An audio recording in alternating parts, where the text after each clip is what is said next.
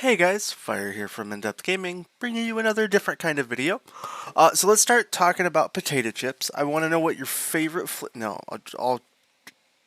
okay, comment below what your favorite type of potato chip is, but that's kind of irrelevant to this video. So this is a video that I've kind of toyed around with wanting to making for a little while, and depending on how many views it gets and who watches it, this may or may not be like some controversial, touchy subjects when it comes to the world of Gamerscore, easy games, achievements, and kind of all of that fun realm.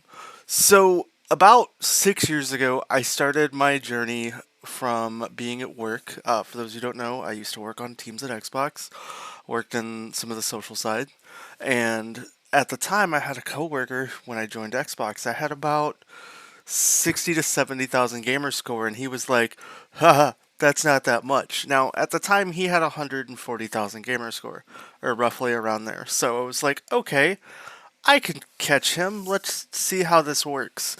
I was so naive into gamer score. I mean, in 10 years, I had like 60, like I said, 60, 70,000. So I just played games I wanted. I didn't really care about completing games. So that, I guess, was the spawn of my gamerscore addiction.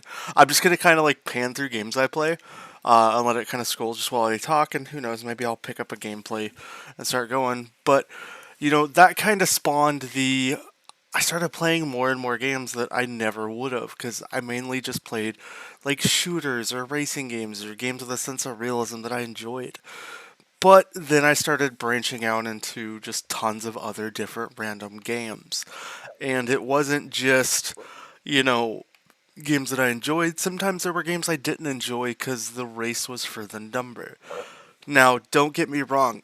I love that I hit 1 million. That was a crazy fun milestone. I enjoyed it. It's something like over 20,000 plus achievements. I've played hundreds of games I never would have touched, and it's helped me enjoy and find games that, I didn't think I would like, or genres I would probably never have touched before. Note, I still won't really play scary games. I think I've played like 15 minutes of Callisto Protocol just to make a video for you guys, and that's about as far as I've gone in scary games in years. Outside of when my coworkers tied me to a chair and made me play a horror game at like 9 o'clock at night. It was comical. But that's a whole nother story for another time. But, you know, the whole point of this video is what's next? What's now? What am I doing now? The whole race to 1 million is the whole thought is I want to be as efficient. I want to complete games. Am I going to do easy games? Am I going to do hard games? What am I going to do? Now, I've hit the million and I want to reflect on it. And then after this, I'll tell you kind of what's next. So, reflecting on that million, when it comes to easy gamer score games versus hard gamer score games, for me, there's no distinction. If a game takes you a few minutes, cool. If it takes you hours, cool. If it takes you weeks and years, as long as you're enjoying what you're doing, that's amazing. Because you have to remember, anybody who hits 1 million gamer score has played on average at least 1,000 games. And the fastest way you could do it is about 1,000 completions if you're perfect, which nobody's perfect. I didn't hit my million with a good gamer score percentage. When I started my initial grind to 1 million, I think I had like 20 to 30% completion, and now I'm around 60%. So that's a pretty good increased rate with where I was to what I am now. And it's been really fun, and I've enjoyed that. But I've gone into every game with the whole mindset of if I can complete about 60 to 70% of it, of the achievements, so basically the percentage you see here on screen. Note that as you get more gamer score and go higher and higher, games are gonna show 0% because it struggles to load your data. But I don't have that many zeros, so in this may start our scrolling list all over again. Nope. So keep that in mind when you're viewing this. You can go to my profile if you really want to see what I did in a certain game and see how we compare. But it does struggle to load your data. That's kind of just inherent when you're played so many games and there's so much data for it to try to load. But this is still the games I've played. Now, when it comes to easy games, now there's such this crazy bias in achievement hunters in the community that, you know, I completed a game using or in like under 5 minutes. This is easy. This is absolutely ridiculous. Okay, there's a couple games out there that you can natively do that in, under 10 minutes. I get that. I think the first game to ever have that really occur was Avatar: The Last Airbender on the Xbox 360 10, 15 years ago. But for most of the games, like let's use I think one of our most popular guides we have on the channel is for smart moves. Everybody's like, "Oh, this game's so easy. Why do people say it's hard?" I'm like, "Well, you're only completing it so fast because other people before you did the work." Minus out the guide and these 10, 15, 20-minute completions that, we make guides for, Achievement Land makes guides for, Cheetah Guides, and a ton of other creators that we make guides for.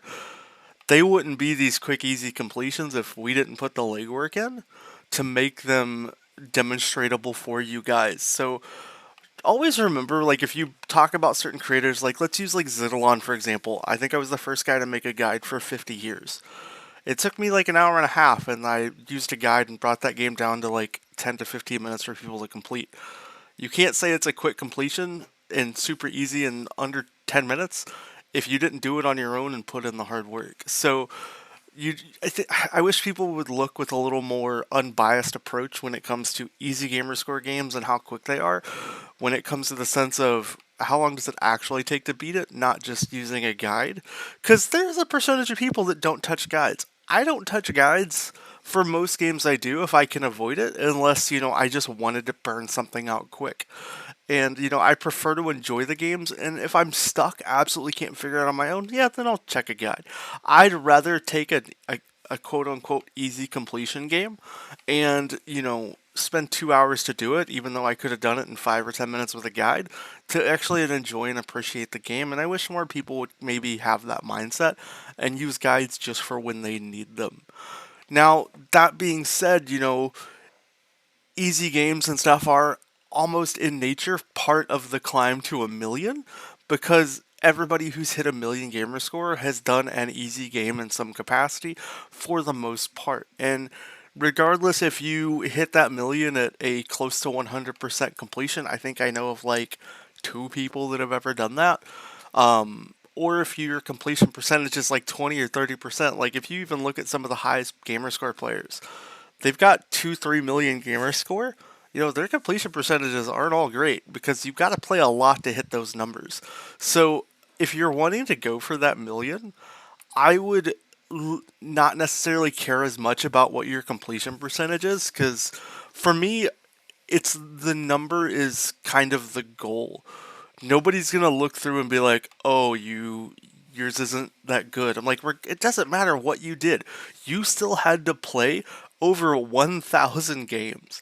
That's impressive. Be proud of that. Just to hit a million and do whatever you needed to do. You can't hit a million all on just super easy gamer score games. Like, there's going to be some hard games or games that take a little time to complete. Now, they may not be considered hard games, but, it's kind of par for the course with what you get when it comes to playing.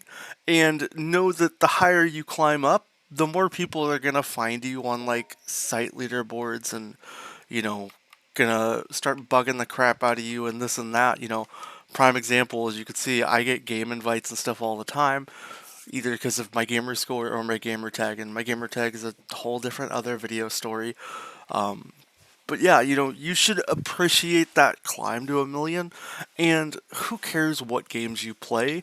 And just remember, because you think it's an easy game, like Kick It to Bunny, for example, this is not inherently a quick completion. It's a couple hours to beat the game without a guide by far.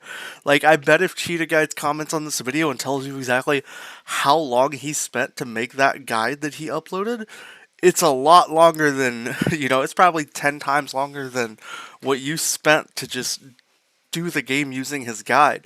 Same with games like Blind Postman. You have to figure out ways to do these. Like, quick games aren't as quick as people think. They're just quick because you decide to take the quick route. And that's really the thing that I wish people would factor in more. And maybe even sites like True Achievements where they have like time trackers for how long people can log to complete a game. Maybe have two of them so people can say, oh, I used a guide, how long did it take? I didn't use a guide, how long did it take? So people could know a little better. But I found some super amazing and incredible games though along my journey, and playing things that I wouldn't enjoy, like a lot of quick and easy games that I've found that have been really fun, and like I wish were so much longer than they already were. Now, you know, excluding maybe visual novels, because I'm not a big fan of reading books, and those are just grindy to me. Like it's just like putting money in a vending machine. But if you exclude, like I said, those being quick games, and you actually had to play and you read the stories, like 5-10 minute achievement visual novel games, they're actually hours of content. Just people don't care to play them because all they want's the prestigious 1,000 gamer score and move on. And everybody's like, I'm tired of easy games. Well, all the people that are tired of them are the same people that are buying them or watching our videos or our content. So you're just as part of you're actually the problem when it comes to there being a ton of them, because you keep buying them, so they're gonna make them. So what do you expect? But yeah, that's kind of my rant there when it comes to like easy gamer score games. So the whole point of the video, is what's next. How has hitting a million gamer score hit me? Like it's super rewarding. I set my target. I wanted to say it was the start of last year. I had about just under 500,000 gamer score, and I said I wanted to do 500,000 in 2 years. And I did it, and I actually beat my goal by almost 3 to 4 months, which was pretty exciting to see. And even at the time of this video uploading, today was supposed to be my goal of hitting my 1 million. And I'm at 1,051,000. And let's talk about that 51,000. During my whole goal to maintain the numbers I wanted, I needed to do 25,000 a month. Since hitting my goal, I have really stopped caring. Let's look at like the Gamerscore leaderboard real quick.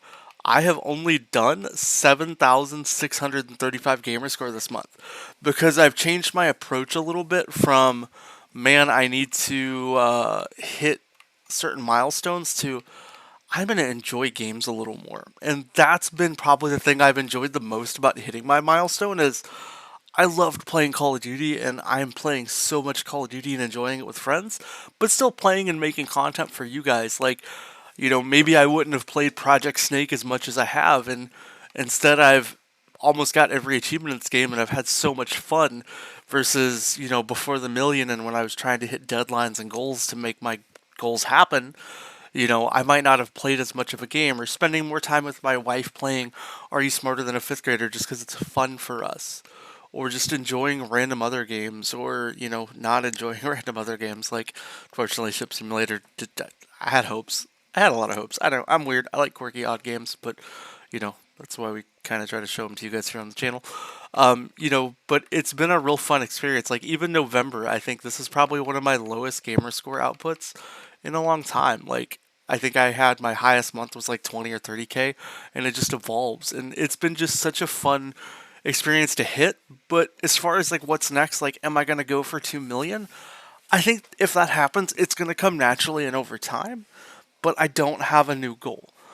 I just want to enjoy games. I've decided to stop caring about, I need to hit a certain percentage in a game. I don't care if I only hit 2 or 3 achievements and I'm done with it. I don't care anymore, because I've now changed from hitting my goal to I just want to have fun.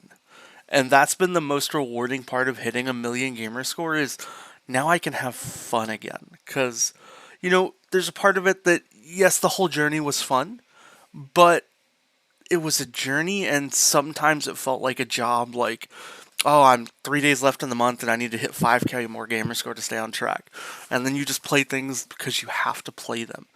Versus, the 7,000 gamer score I've earned this month has been fun. It's been nice rekindling that. And it doesn't mean I'm not playing all those other games that I might not have. It just means if I don't like it, I'm not putting more time into it than what I might have done.